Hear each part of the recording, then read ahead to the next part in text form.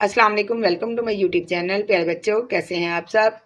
तो आज का हमारा मजमून है मुआशरे में औरत का मुकाम। तो चलें स्टार्ट करते हैं।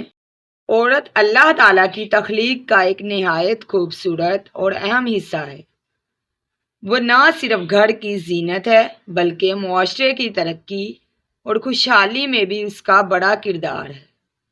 माँ, बहन, बेटी और बीवी के तौर पर औरत के मुकाम को हर दौर में हमेशा कदर की निगाह से देखा गया है।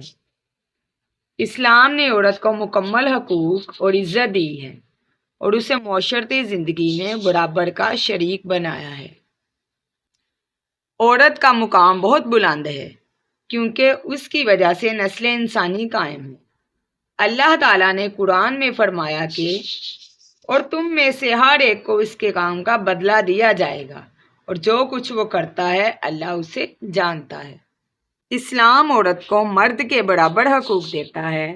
रसूल सल्लल्लाहु अलैहि वसल्लम ने फरमाया कि जन्नत माँ के कदमों तले है। औरत को अपनी इज्जत, वक़ार और हकूक की हिफाजत का मुकम्मल हक हासिल है। इस्लाम ने औरत को गुलाम नहीं बल्कि एक आज़ाद और इज़्ज़तदार इंसान समझा है।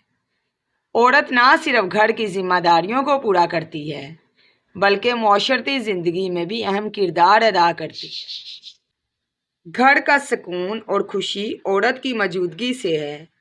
वो शोहर की मदद करती है, बच्चों की परवरिश करती है और ख़ानदान के अफराद के दरमियान मोहब्बत और अमन कायम रखती है।